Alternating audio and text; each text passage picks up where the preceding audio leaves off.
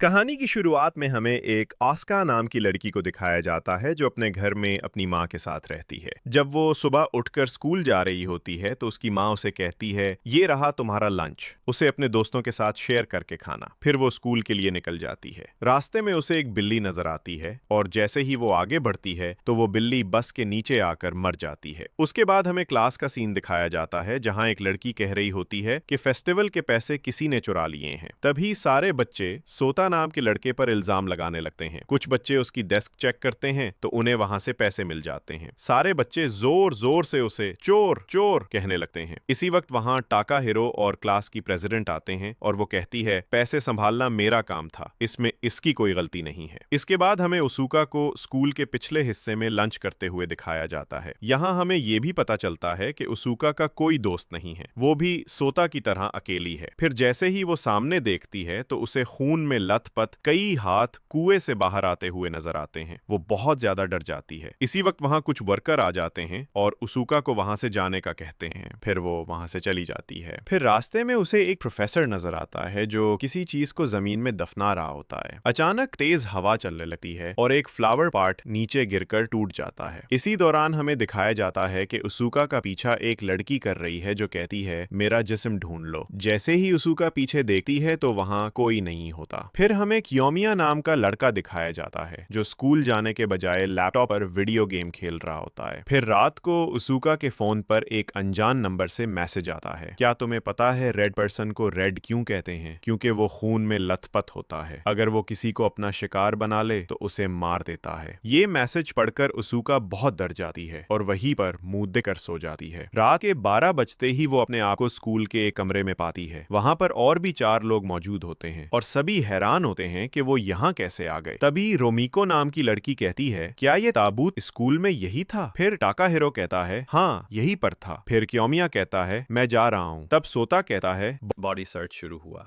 फिर हमें बाहर से कियोमिया के चलाने की आवाज आती है। सब बाहर जाकर देखते हैं तो कोई कियोमिया के जिस्म के 2 टुकड़े कर देता है। फिर कोई रोमिको को भी मार देता है। ये देखकर सब डर के मारे बाहर की तरफ भागने लगते हैं, लेकिन बाहर जाने का दरवाजा बंद होता है। वो सब स्कूल के अंदर ही दौड़ने लगते हैं। तभी कोई सोता को भी मार देता है। अब उन्हें पता चलता है कि ये सब रेड पर्सन कर रहा है। फिर हमें सन 1988 में ले जाया जाता है। वहां एक छोटी सी लड़की मीको को दिखाया जाता है जो किसी से डर के भाग रही होती है। वो अपने घर जाकर कमरे में छुप जाती है, लेकिन एक आदमी वहां आकर उसे मार देता है। उसका खून एक गुड़िया पर भी लग जाता है। फिर हमें न्यूज में एक आदमी को कहते हुए सुनते हैं कि ये सब एक ऐसी रूह कर रही है जो अपने जिस्म के टुकड़ों को ढूंढ रही है। फिर हमें एक आर्टिकल दिखाया जाता है जिसमें लिखा होता है कि बॉडी सर्च एक ऐसा काम है जिसमें हमें रेड पर्सन के जिस्म के हिस्से ढूंढने होते हैं। ये एक तरह का मिशन है जिसके बारे में आपने कभी सोचा भी नहीं होगा। और जब तक कोई रेड पर्सन के सारे जिस्म के हिस्से को ढूंढ नहीं लेता तब तक ये मौत का खेल ऐसे ही चलता रहेगा। फिर कहानी दोबारा हाल में आती है। टाकाहिरो उसूका को लेकर भागता है,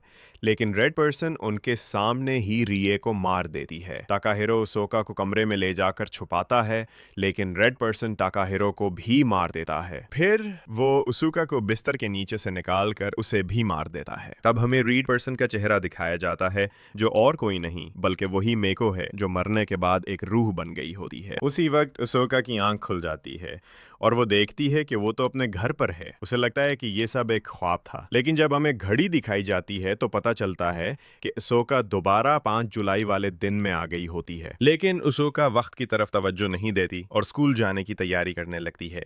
जब वो स्कूल जा रही होती है तो उसकी माँ फिर वही कहती है, ये रहा तुम्हारा लंच, इसे अपने दोस्तों के साथ शेयर करके खाना। ये सुनकर उसूका को अजीब लगता है, लेकिन वो स्कूल चली जाती है और रास्ते में फिर वही बिल्ली देखती है जो दोबारा बस के नीचे आकर मर जाती है। ये देखकर उसूका को लगता है कि सब कुछ दोबारा वैसा ही हो रहा है। फिर तभी क्लास में टाकाहिरो दौड़ता हुआ सुता के पास आता है और कहता है, ये बॉडी सर्च किया है। फिर सबको पता चलता है कि वो सब एक टाइम लूप में फंस गए हैं। सोटा सबको बताता है कि हर साल रेड पर्सन कुछ लोगों को चुनता है और रात 12 बजे वो सब स्कूल में आकर रेड पर्सन के जिस्म के हिस्से ढूंढते हैं और ये तब तक चलता रहता है जब तक कोई उसके तमाम जिस्म के हिस्से ढूंढ। उसी वक्त एक प्रोफेसर प्रोफेसर उनकी बात सुनकर वापस चला जाता है। उसुका और रोमेको को वो प्रोफेसर बहुत अजीब लगता है। रोमेको पूछती है, ये कौन है? उसुका कहती है, ये हमारे लाइब्रेरी के प्रोफेसर हैं। इनका नाम यासाहिरो है। रात के 12 बजते हैं, वो सब दोबारा उसी जगह पहुंच जाते हैं। ताकाहिरो कहता है, हमें रेड पर्सन के जिस्म के हिस्से उस ताबूत में रखने होंगे, उसके अलावा हमारे पास कोई रास्ता नहीं। लेकिन कियुमिया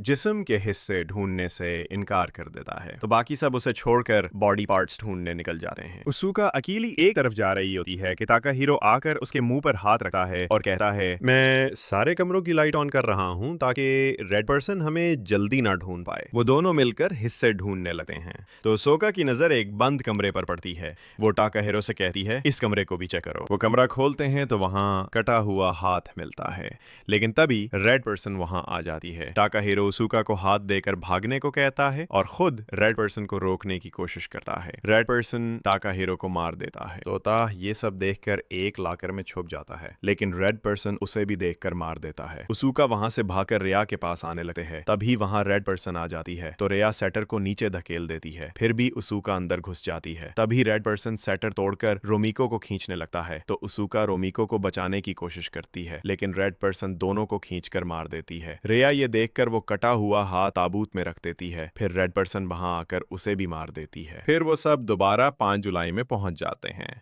अब इस बार उसुका सुबह उठकर जल्दी स्कूल जाती है और बिल्ली को बचाने की कोशिश करती है, लेकिन ताकाहिरो पहले ही उसे बचा चुका था।